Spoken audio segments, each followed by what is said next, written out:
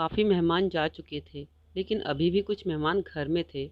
इन सब के बीच दिया जल्दी जल्दी अपना बैग पैक करके बेटी को गोद में उठाकर मेन गेट की तरफ जाने लगी। जाते जाते अपनी ननंद अनीता से बोली, दीदी मैं जा रही हूँ, कुहू की तबीयत ठीक नहीं है। अरे तो इस समय कहाँ जा रही हो? रात के 10 बज रहे हैं। बोला ना सुबह दिखा देंगे डॉक्टर को, मेहमान घर में बैठे हैं। ज़रा सी तो शर्म करो। दीदी शर्म को तो रहने दीजिए, वह आपको मुबारक हो। इस समय मैं सिर्फ एक माँ हूँ और मेरी बेटी की कंडीशन बहुत ख़राब है। मैं जा रही हूँ, जिसको जो समझना है समझे।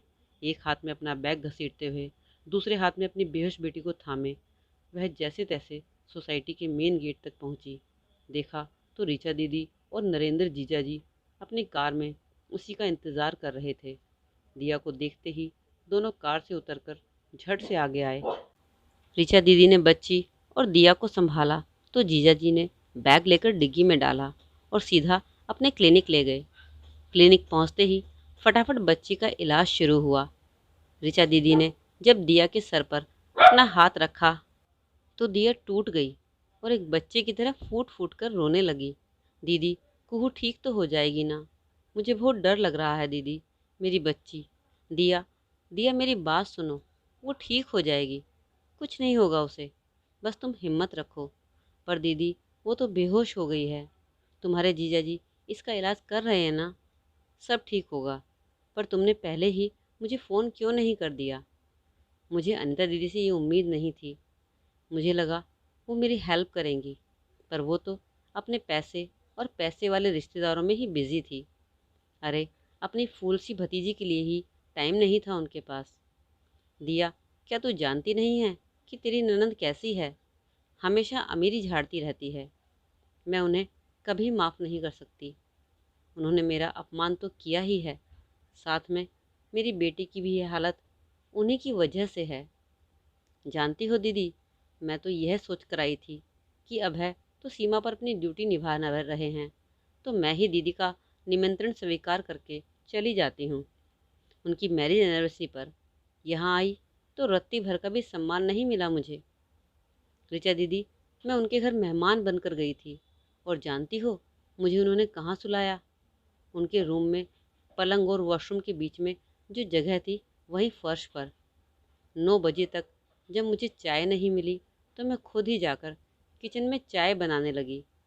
इस पर दीदी के रिश्तेदारों ने मुझे कामवाली तक बोल दिया और दीदी भी उनके साथ मेरा मजाक बनाती रही थी। अगर वह चाहती तो उन्हें रोक सकती थी, लेकिन उन्होंने ऐसा नहीं किया। इस अपमान में वह भी शामिल हो गई। मुझे कितना बुरा लगा मैं बता नहीं सकती, लेकिन किसी और के घर पर किसी को क्या बोलूं, जब मेरी अपनी ननंद ही मेरा मजाक उड़ा रही थी। शाम को दीदी का एनिवर्सरी का फंक्शन था और आज सुबह मेरी रिजर्वेशन थी वापसी की, लेकिन कुहू की तबीयत अचानक ख़राब हो गई, जिसकी वजह से मुझे रिजर्वेशन कैंसिल करवानी पड़ी। जब मैंने दीदी से बोला कि कुहू की तबीयत ठीक नहीं है, उसे डॉक्टर के पास लेकर चलो, तो दीदी कहने लगी कि आज संडे है और इमरजेंसी में डॉक्टर ज़्यादा फीस लेते हैं, इसलिए रहने दो, कल दिखा देना। तब मैंने जीजा जी को फ़ोन करके उनसे दवाइयाँ पूछी और खुद मेडिकल स्टोर ढूंढकर दवाई लेकर आई हूँ। कुहू दीदी को दी है। जानती हो दीदी, दोपहर के 3 बज गए, लेकिन अनीता दीदी ने मुझसे खाने तक का नहीं पूछा, खुद ही जाकर खाना परोस कर ले आई। इतने में कुहू जाग गई, लेकिन मेरी ननद ने ना कुहू को गोद में उठाया और ना ही चुप कराया, जैसे उनकी भतीजी नहीं कोई पराया बच्चा हो। अरे बच्चे तो भगवान का रूप होते हैं, कोई पराया बच्चा भी रोता है तो भी कम से कम उसे चुप तो करा ही देते हैं, लेकिन यह तो उनकी सगी भतीजी थी। सच कहती हूँ दिया, आजकल लोगों को न जाने क्या हो गया है, बस पैसों के घमंड में सारे रिश्ते नाते भूल गए हैं लोग। कौन अपना कौन पराया, इसका निर्णय भी पैसों के तराजू में होता है। पर पागल लड़की, तू मुझे फ़ोन तो कर सकती थी ना, मैं उस वक्त तेरे पास आ जाती। दीदी मुझे लगा था कि शाम तक कुहू को फ़ायदा हो जाएगा, पर शाम को तो उसकी हालत और बिगड़ने लगी। वॉमिट रुक ही नहीं रही थी। तब फिर एक बार मैंने दीदी को रिक्वेस्ट की तो बोली कि मेरे बच्चों की दवाइयाँ पड़ी हैं, इनमें से कुछ दे दो, आज संडे है, डबल फीस लगेगी। दीदी, मेरे जीजा जी डॉक्टर हैं, आप ड्राइवर से बोलकर मुझे उनके घर पहुंचा दो। दिया, तुम देख नहीं रही हो, कार फ्री नहीं है, इतने मेहमान हैं और तुम्हें अपनी गाड़ी अपनी लगी पड़ी है, डॉक्टर के पास जाना है, ऐसा भी क्या हो गया है तुम्हारी बेटी को? वाह दीदी वाह, मेरी बेटी, क्या आपकी वह कुछ भी नहीं लगती? शर्म कीजिए दीदी, भतीजी है वह आपकी। कहा था ना मैंने आपसे कि कुहू की तबीयत ठीक नहीं है, पर आप हैं कि समझते ही नहीं हैं। आपके लिए अपने अमीर रिश्तेदार ज़्यादा ज़रूरी हैं और एक छोटी सी बच्ची परेशान हो रही है, वह आपको दिखाई ही नहीं देता है। आप भी तो एक माँ हैं, फिर भी मेरी परेशानी समझ नहीं सकी। अगर आपके बच्चे की तबीयत खराब इसी तरह होती, तब आप क्या यही कहती कि आज संडे है, डॉक्टर डबल फीस लेंगे? आपके घर में मेहमान बनकर आई हूँ मैं, क्या सम्मान मिला मुझे? शर्म आती है मुझे कहते हुए कि आप मेरी ननंद हैं। हद होती है दीदी किसी चीज़ की। आपने मेरा अपमान किया, मैंने कुछ नहीं कहा, लेकिन यहाँ पर बात अब मेरी बेटी की आ गई है और एक माँ होने के नाते मैं ये कभी बर्दाश्त नहीं कर सकती कि मेरी बेटी की पर कोई आँच भी आए। ठीक है, चली जाना डॉक्टर के पास बस। माफ़ कीजिएगा दीदी, लेकिन अब मुझ पर यह एहसान करने की आपको ज़रूरत नहीं है। मैंने अपना इंतज़ाम कर लिया है। मेहरबानी करके अब मुझे शांति से बैग पैक कर लेने दीजिए और शांति से यहाँ से जाने दीजिए।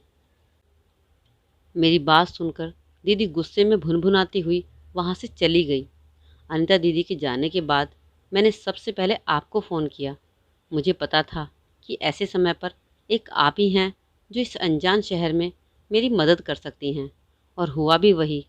एक फ़ोन पर आप मुझे लेने दीदी के घर आ गए।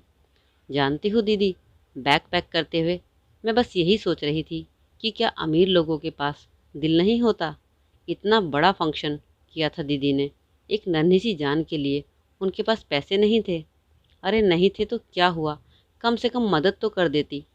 डॉक्टर की फ़ीस, दवाइयाँ, सबका खर्चा मैं खुद करती, उन्हें तो वैसे भी करने नहीं देती।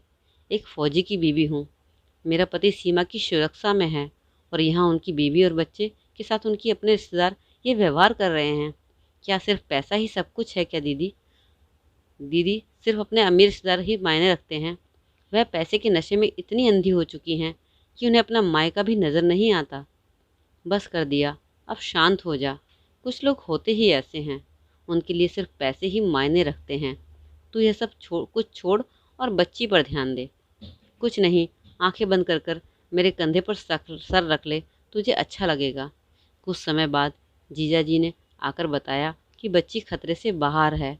दरअसल उसे फूड पॉइजनिंग हो गई थी, जिसकी वजह से वह लगातार उल्टी कर रही थी और ज़्यादा वॉमिटिंग की वजह से पानी की कमी हो गई थी। लेकिन अब पहले से काफ़ी बेहतर है, चिंता की कोई बात नहीं है। तुमने समय पर मुझे फ़ोन कर दिया था, और वैसे भी फौजी की बेटी है, इतना जल्दी हार नहीं मान सकती। जीजा जी के मुँह से यह सुनकर दिया खुश हो गई, भीगी आंखों से हाथ जोड़कर अपने जीजा जी का धन्यवाद किया। क्यों, आज हमारे समाज में केवल उन लोगों को ही सम्मान दिया जाता है जिनके पास पैसा है।